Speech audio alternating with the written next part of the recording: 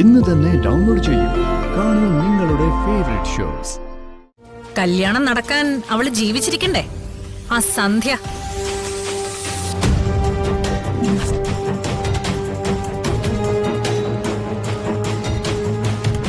തീർക്കും ഞാൻ അവളെ.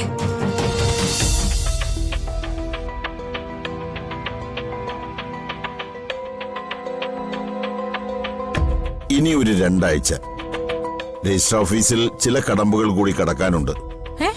2 ആഴ്ചയോ?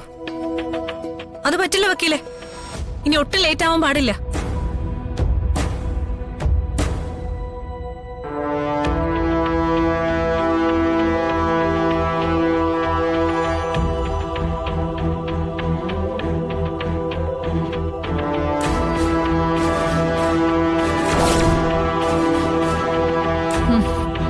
ഒരാഴ്ച, അതിനുള്ളിൽ കാര്യങ്ങൾ നടന്നിരിക്കണം.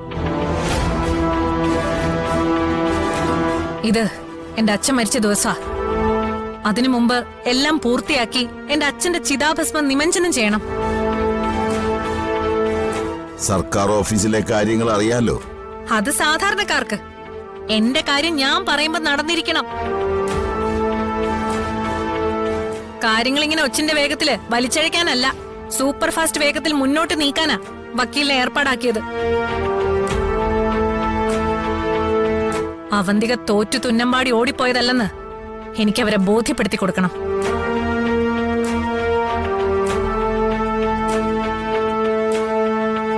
ഇന്ന് അവിടെ വെച്ചുള്ള അയാളുടെ പ്രകടനത്തിന് എനിക്ക് മറുപടി കൊടുത്തേ പറ്റൂ. ഡിവോഴ്സ് നടന്നാലും ഇല്ലെങ്കിലും ആ സന്ധ്യയും നിന്റെ ഭർത്താവും തമ്മിലുള്ള കല്യാണം ഉടനെ നടക്കാൻ സാധ്യതയുണ്ട്.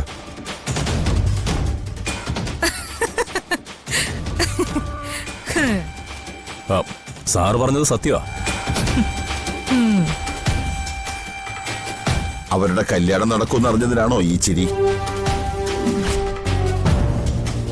കല്യാണം നടക്കാൻ അവള് ജീവിച്ചിരിക്കണ്ടേ? ആ സന്ധ്യ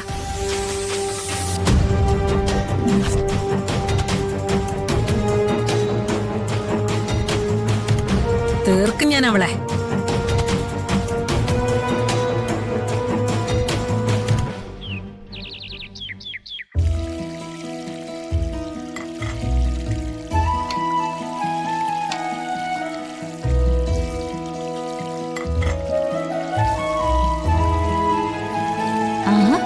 അടുക്കളയിൽ ഇത് ഏതാണ്ട് ഗംഭീര പണിയാണെന്ന് തോന്നല്ലോ. സന്ധ്യേച്ചി, സന്ധ്യേച്ചി വരുന്ന പ്രമാണിച്ചേ ഞങ്ങൾ ഇന്നൊരു സദ്യ ഉണ്ടാക്കാനുള്ള പുറപ്പാടില്ല.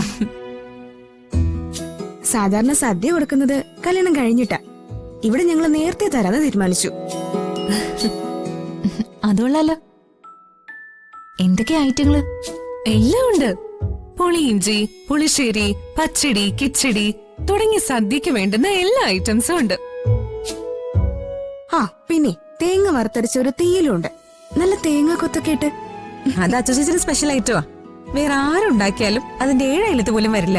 അതിന്റെ രുചി ഒന്ന് വേറെ തന്നെയാ. എന്നാലേ നിങ്ങൾക്ക് ഇന്നൊരു ഇഞ്ചി തീയില് ഞാൻ വച്ചുതരാം. അത് കൂട്ടിയിട്ട് കൊള്ളാമോ ഇല്ലയോ എന്ന് പറ. ഇഞ്ചിത്തീയില് നന്ദേട്ടന്റെ ഫേവറേറ്റ് ഐറ്റമാ.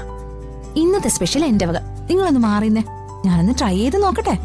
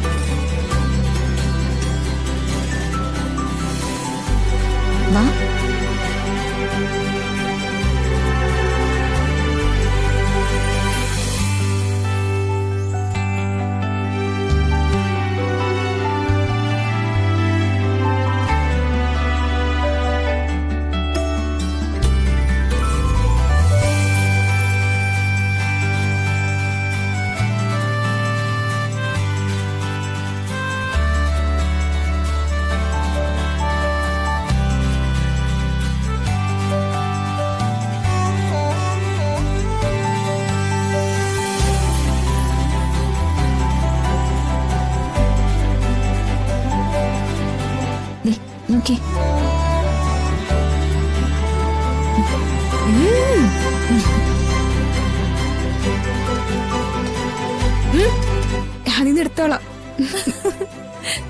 അർച്ചനേട്ടത്തെ ഉണ്ടാക്കുന്ന പോലെയല്ല, വേറൊരു ടേസ്റ്റാ.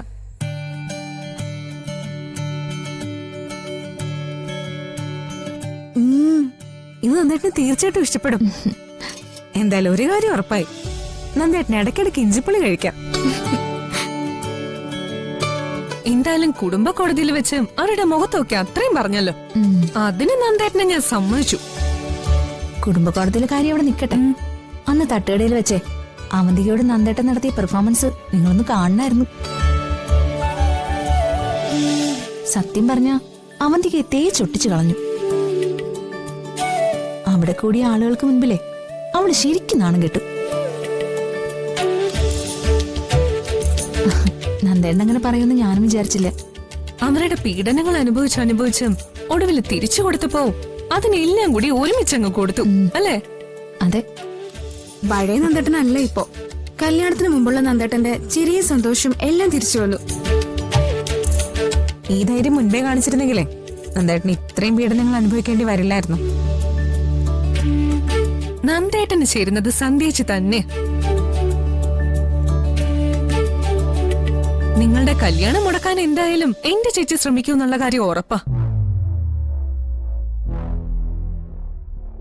അവരെ എനിക്ക് മറ്റാരെക്കാളും നന്നായിട്ട് അറിയാം.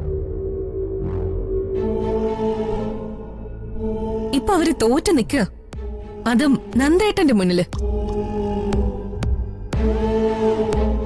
നന്ദേട്ടൻ അവരോട് പറഞ്ഞതിനൊക്കെയുള്ള മറുപടി അപ്പൊ തന്നെ അവര് മനസ്സിൽ തീരുമാനിച്ചും കാണും.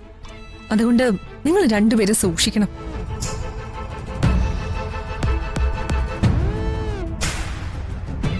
നീ പറഞ്ഞത് 100% ശരിയാ.